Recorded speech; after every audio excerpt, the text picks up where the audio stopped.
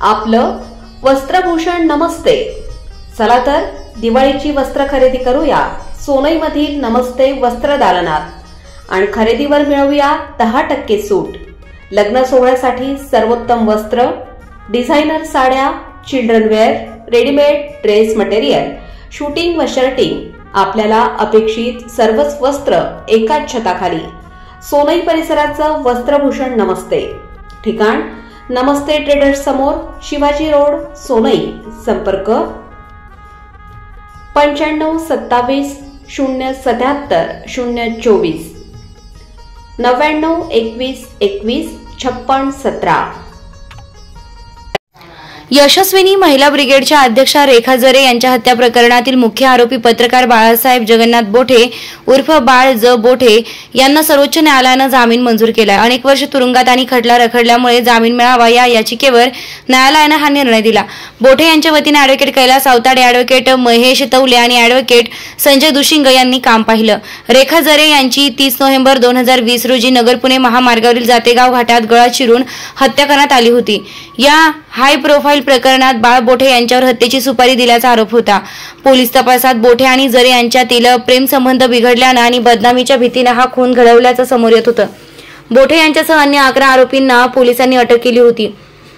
या हत्येत वापरलेला चाकू आणि इतर पुरावेही जप्त करण्यात आले होते। हत्येनंतर बोठे सुमारे 3.5 महिने फरार होते।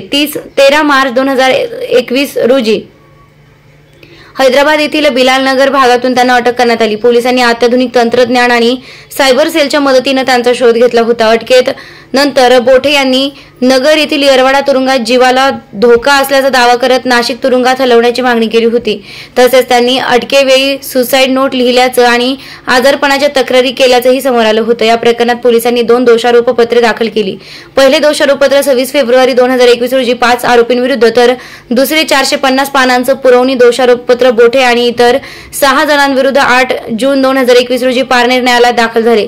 बोठे यांनी यापूर्वी जिल्हा न्यायालय आणि मुंबई उच्च न्यायालयाच्या औरंगाबाद खंडपीठात जामिनासाठी अर्ज केले होते, परंतु ते फेटाळले गेले।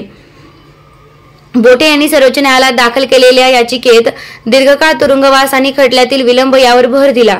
या मुद्द्यांचा विचार करून सर्वोच्च न्यायालयानं त्यांना जामीन मंजूर केला। यापूर्वी बोठे यांच्यावर खंडणीचा गुन्हाही दाखल झाला होता, ज्यामुळे त्यांचे कथित गुन्हेगारी कृत्य अधिक गंभीर स्वरूपाचे बनले गेले होते।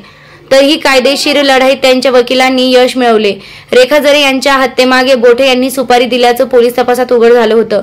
जरे यांनी बोठे यांच्या विरोधात पोलिसात तक्रारी केल्या होत्या, ज्यामुळे त्यांची बदनामी होण्याची भीती होती। या प्रकरणात एकूण 11 आरोपींना अटक झाली होती आणि बोठे यांना पळून जाण्यास मदत करणाऱ्या व्यक्तीवरही पोलिसांनी कारवाई केली होती। रेखा जरे हत्या प्रकरणानं नगरसह संपूर्ण महाराष्ट्रात खळबळ उडाली होती। जरे यांचा मुलगा रुणाल यांनी बोठे यांना अटकेनंतर VIP ट्रीटमेंट मिळत असल्याचा आरोप करत आत्मदहनाचा इशारा दिला होता। तसेच या प्रकरणाचा पाठपुरावा करणाऱ्या वकिलांनीही पोलीस कारवाईवर प्रश्नचिन्ह उपस्थित केलं होतं। सर्वोच्च न्यायालयाच्या निर्णयामुळे रेखा जरे हत्या प्रकरणाला नवं वळण मिळालंय। बाळ बोठे यांची जामिनावर सुटका झाली असली तरी या प्रकरणातील कायदेशीर लढाई आणि सामाजिक चर्चा अद्याप संपलेली नाही। हा खटला पुढे काय वळण घेणार याकडे सर्वांचं लक्ष लागलं आहे।